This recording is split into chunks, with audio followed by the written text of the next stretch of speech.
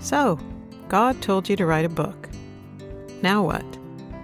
Hi, I'm Wendy Jo Cerna, author, narrator, wife, and mother. I've written and published 2 novels thus far without really having any clue what I was doing. All I knew for sure was that I had heard from the Lord that I was to write a book. Beyond that, it was all just one grand adventure of faith and a lot of work. And along the way, I learned a few things I'd like to share with you. Currently, I've begun to write my 3rd book, and this time I thought, why not take some other people along on the grand adventure with me? So join me as I write, and we'll chat about the process as it unfolds. The practical, the emotional, the mental, the physical, and the spiritual. If I can do this, you can do this. You can write your book. Hey, if the author and finisher of all things told you to do it, he believes that you can. And so do I. So come on, let's write.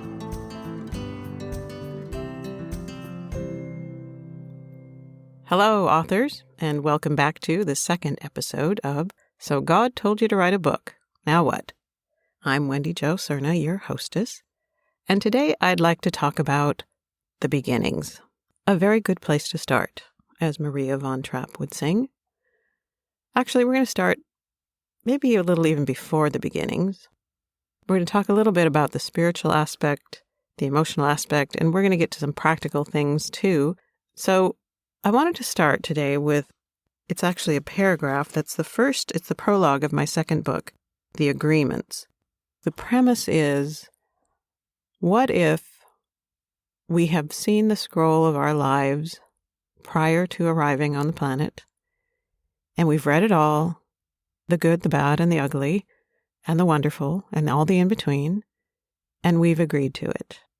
And then we come to the planet, and our role is to remember who we are, what we have agreed to. And this is how it begins, the prologue that the Lord gave me. There was a time, before time, when time hung suspended in plans and hopes and dreams, where beginnings were not yet begun and endings not yet ended, where scrolls were composed and blueprints drawn up, where lives were imagined, gifts wrapped, genealogies conceived, and nations invented. It was a time that to even describe in terms of time is impossible. But for now, for the purposes of stuffing the infinite into the finite, the impossible must be. For it is in this irreconcilable moment of non-time that agreements are being made, and were made, and will be fulfilled.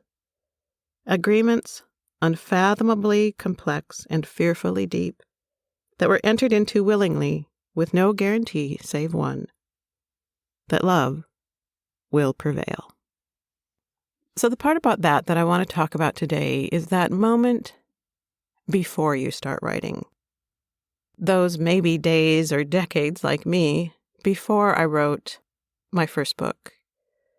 The time before time, where things are imagined and things are dreamed of and things are invented. Before anything's become a tangible reality, there's these moments beforehand. It's even like in Genesis where it says, that the Spirit of God was hovering over the waters, over the darkness. That word in Hebrew actually means to like flutter or relax over, to hover over the darkness before he said, let there be light. Before then, there was this time before time where he was dreaming of us, where he was planning us, where he was inventing and hoping and imagining. I mean, we are made in his image. He is an imaginer with an amazing imagination.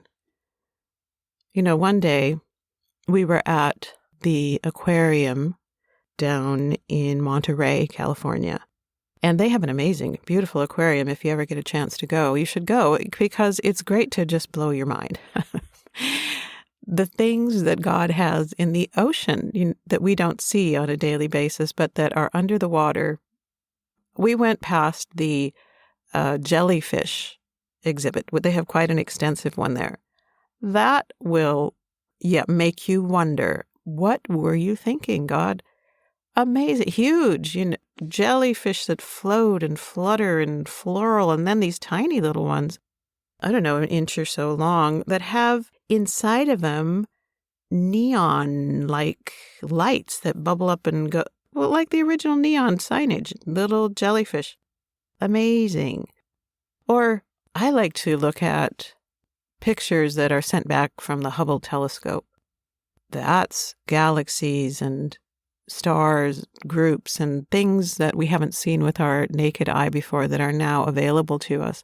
I can't wait to hear or see, actually, from the new James Webb Space Telescope that has just gone up, that is 1,000 times further out in space than the Hubble, and they're looking for the beginnings of the universe. I have this sense that no matter how far out we go, there'll be more to see.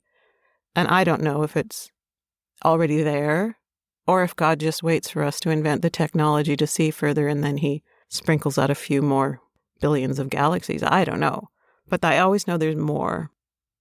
But there's these places that are beautiful, wonderful, marvelous, imaginative spaces inside of us as well, before we get to produce the art or write the script or film the movie or build the house or whatever it is. It lives inside of us first.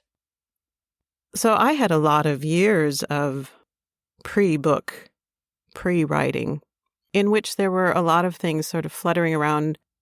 Occasionally I would write a poem. My mother is a poet, and she's written a lot of poetry, published some books, but it has beautiful work. And she describes it as percolating, that a poem would percolate inside of her before it would ever come out onto paper in rough drafts or get reworked or any of that process. There was a percolation inside of her. So as a believer, when you are co-creating with the Creator, how does that work? I think it comes down to this one word that we call intimacy. To be one with your Creator, to get to know who He is. He says that one day we will know Him just as we are fully known. How do we fully know the God who is limitless and endless? There's a proposition for you. But He is knowable. But just like getting to know a person, it takes time and interaction and intentionality, hanging out, doing things together. Building a relationship with God is much the same way. It doesn't maybe look exactly the same way. For me, like I said in the last episode, I have a habit in the morning of just meeting with God, opening up some space in my life. What does that look like? Being still, sometimes getting my mind into a place of focusing only on Him. And sometimes that takes a long process of setting before Him the things that are on my mind, which He's okay with that too, because this is a conversation. This is a relational interaction. So I give Him all those things and the people in my life that I am concerned with, or the places, the things going on in the world, and I interact with Him on those things and ask about things, and then I get to a place where I am still, and I listen. I ask, what's on your mind this morning? Or is there anything you'd like to talk about? Anything you'd like to show me? Anything maybe in my heart that needs some attention? Maybe some cleanup work over something maybe I didn't do so well the day before or that morning, or all those kinds of things. And I sit and I listen. Sometimes I put on worship music, or sometimes instrumental, anything that brings in a frequency that's conducive to peace, stillness, being still, and knowing that He is God. That's where my well gets filled up for the day ahead. Sometimes people have said, wow, you're so disciplined about meeting with God. And really, I don't know, I'm not the world's most disciplined person. I tell them, well, Do you think you're disciplined when you eat 3 meals a day? Well, no. Well, why do you do it? Every day. Like you're really good at it. I'm really good at eating every day. Very disciplined about eating every day. Why? Because I need it. I need it to live, and I enjoy it. That's how it is with my time with the Lord. I need that time. I am a better person if I get that time in the morning. I'm a better wife. I'm a better mom. I'm a better friend. And I think I'm a better writer or creative when I interact with the Creator. I have journals. I've had journals for decades. They are messy. They're not beautiful. They are scribbled in. They are drawn in sometimes. There's a lot of venting that goes on. I don't think anybody else really needs to read my journals because they're pretty personal and a safe space for me to sometimes say things that I would never say to the people involved. But the Lord can handle those things. He's not overwhelmed by the complexities of my life. So journaling is a space where I vent, but I also listen. And after I've listened, after I've spent that quiet stillness time, then I make sure I have a pen and I have a journal open so I can write it down. I think it's one of the good ways of actually continuing a practice of writing without any boundaries or any do's or don'ts. Like I said, my journals are very messy. They're not grammatically correct. The spelling is not great. This is funny. I was cleaning out my parents' house, which is an ongoing saga, but I came to this drawer that had all kinds of stuff in there from my early elementary days, like every report card I ever had, my brothers. My parents saved everything. So fun to look at, but clearly not necessary to have, so it's all gone now. But I was reading some of the papers or things that I wrote in elementary school, and I was an atrocious speller. Very phonetic in my spelling, but really bad. My mother, on the other hand, I found she won all these awards for spelling bees while she was in school. Not my core strength. Thank God for spell check. So I don't worry about spelling or anything like that. I just write. And it's a great record for me to go back to and say, now what was that he talked about? What was that verse? What was that idea? What was that picture? And when I finish a journal, I go back and reread it and sort of review the last months that I've been through or the last year or however long it takes me to fill one up. And it's a great way to remind myself of the growth and where we've been and what we've been talking about. In Luke, there's a verse that says, "A good man produces good out of the good storeroom of his heart. An evil man produces evil out of the evil storeroom. For his mouth speaks from the overflow of his heart." For me, intentionally sitting with God, sitting with Holy Spirit, allowing Him to interact with me, that fills up my heart. So then, when I am writing, what comes out of my heart is this overflow. It says, from the overflow of the heart, the mouth speaks. I think from the overflow of the heart, your art speaks. Paintings speak of what's in your heart. Photography speaks about what's in your heart. Any kind of artwork, knitting, crocheting, dance, music, it flows out of what fills your heart. So this time before time, where beginnings are not yet begun and endings not yet ended, what are you filling your heart with? I know for a lot of you, writing a book is probably about your own story. Maybe the testimony of your life, the difficulties, the things God has brought you through, or it's more a practical teaching kind of book. That's fine. I write fiction, and so I've got to create a lot of space and a lot of world has to be. Of course, it comes out of who I am also, but a lot of it has to be created entirely. So when you're writing nonfiction, still you have to allow God to percolate those facts of your life and bring up what does He want to get out into the world through your story, through your testimony, and how does He want to do that, and what do you include and what do you leave out, and all of that. Just submit it to Him and allow Him to sort of rearrange and emphasize or de-emphasize. It all is in that percolation, pre-beginning, intimate time with God. Now, here's the other thing. I don't go into that time with the intention of getting something to write. I go in with the intention of meeting with God. And whatever we bring up for that day, great. Sometimes it has to do with what I'm working on. More often than not, it does not. And yet still, it fills up my heart. It fills up this well. It fills up my spirit so that when I get to the point of writing, the overflow, it comes from that space. The intimacy, the oneness. So that's the beginnings, the spiritual aspect, maybe emotional aspect, the preparation aspect. I was thinking also as I've been writing again, some of the things I didn't know practically. Like I told you, the first book, I sat down with a legal pad and a pen. I don't know why. I think I was a little intimidated by the computer, or honestly just more distracted by solitaire or words with friends or something, clearly a bit of an issue. But so I just sat somewhere where I was undistracted and I could just write.